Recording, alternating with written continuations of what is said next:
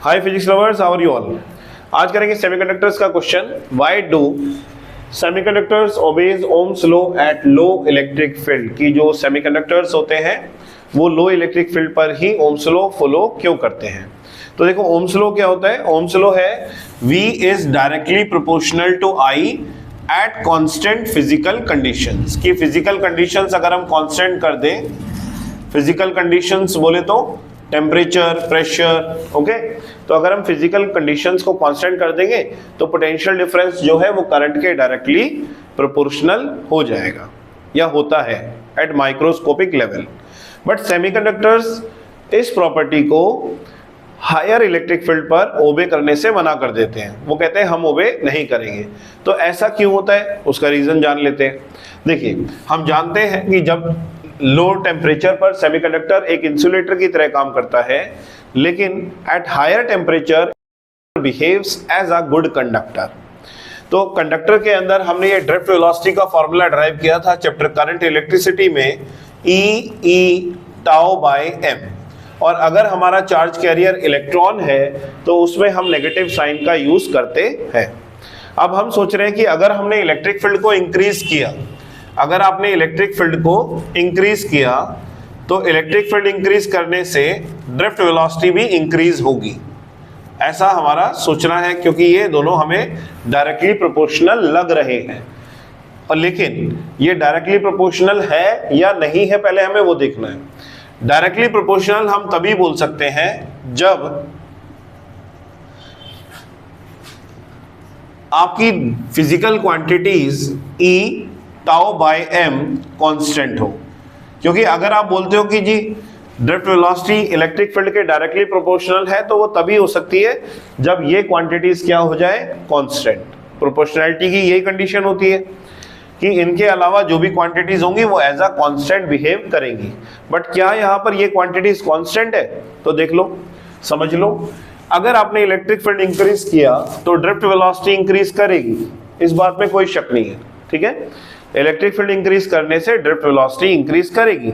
लेकिन आप ये भी सोचो कि अगर इलेक्ट्रॉन्स की वेलोसिटी इंक्रीज होगी तो इलेक्ट्रॉन्स के बीच में कोलिजन होने वाला जो टाइम है वो भी कम हो जाएगा, बिकॉज वेलोसिटी इंक्रीज होने से फ्रीक्वेंसी इंक्रीज होगी, और फ्रीक्वेंसी इंक्रीज होने से कोलिजन की अगर फ्रीक्वेंसी इंक्रीज होगी तो टाइम डिक्रीज करेगा।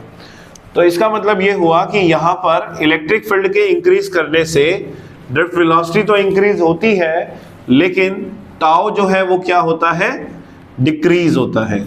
और अगर टाउ डिक्रीज होगा तो ये हमारा रिलेशन यहाँ पर करेक्ट नहीं है, ये कांस्टेंट नहीं है। ये बात क्लियर है, समझ में आ गया कि अगर हमने इलेक्ट्रिक फील्ड इंक्रीज किया तो ड्रिफ्ट वेलोसिटी इंक्रीज करेगी, लेकिन ड्रिफ्ट वेलोसिटी के इंक्रीज करने से रिलैक्सेशन टाइम कम हो जाएगा, कोलिजन्स ज्यादा होंगे और जल्दी होंगे, और उसकी वजह से रिलैक्सेशन टाइम डिक्रीज करेगा। अब हुआ क्या कि आपने इलेक्ट्रिक फील्ड को इंक्रीज किया और रिलैक्सेशन टाइम डिक्रीज हो गया। कहीं ऐसा तो नहीं हो गया कि 4 × 4 16 होता है। मान लो ये आपका इलेक्ट्रिक फील्ड है और ये आपका रिलैक्सेशन टाइम है। अब आपने क्या किया, इलेक्ट्रिक फील्ड को 8 कर दिया, और ऐसा तो नहीं हो गया कि रिलैक्सेशन टाइम 2 हो गया और अब भी हमें प्रोडक्ट क्या मिल रहा है, 16 मिल रहा है।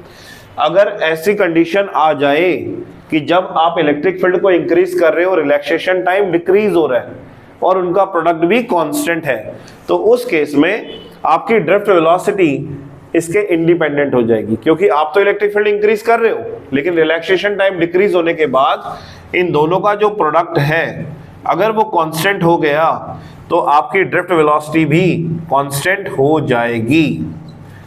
इसका मतलब कि ड्रिफ्ट वेलोसिटी इलेक्ट्रिक फील्ड के ऊपर इंडिपेंडेंट हो जाएगी। कब इंडिपेंडेंट हो जाएगी? जब आपका इलेक्ट्रिक फील्ड बहुत हाई होगा। कितना हाई होगा? वो क्रिटिकल वैल्यू क्या होती है? तो वो क्रिटिकल वैल्यू है 10⁻⁶ वोल्ट पर मीटर।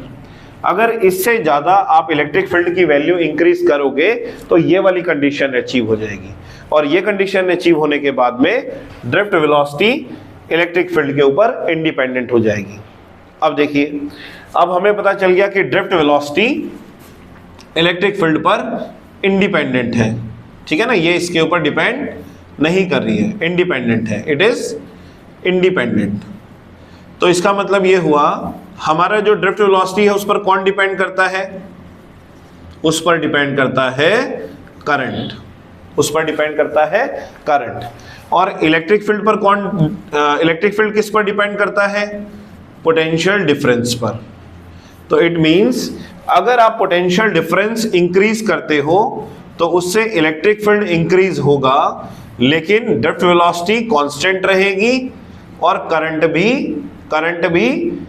भी क्या हो जाएगा बताओ? कांस्टेंट हो जाएगा। तो कहने का मतलब यह हुआ कि आप पोटेंशियल डिफरेंस तो बढ़ा रहे हो लेकिन करंट इंक्रीज नहीं हो रहा है।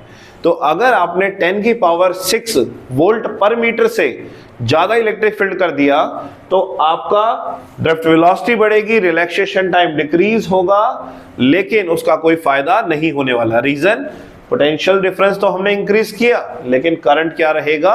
कांस्टेंट रहेगा। तो इसीलिए हमारे जो सेमीकंडक्टर्स होते हैं वो हायर इलेक्ट्रिक फील्ड की वैल्यू के ऊपर इंडिपेंडेंट होते हैं। तो उसके बाद 10 की पावर 6 वोल्ट पर मीटर के बाद अगर आपने इलेक्ट्रिक फील्ड इंक्रीज किया तो उससे करंट की वैल्यू पर कोई भी इफेक्ट पड़ने वाला नहीं है। आई होप ये आपको समझ में आया होगा। इसी तरह के और भी न्यूमेरिकल समझने के लिए फिजिक्स लव चैनल से जुड़े रहें, सब्सक्राइब करें और हाँ, एक फेवर भी करना है, अपने फ्रेंड्स के साथ शेयर करना है। Okay, this is from physics love channel by SFIC Academy। Thank you very much. जय हिंद, जय भारत।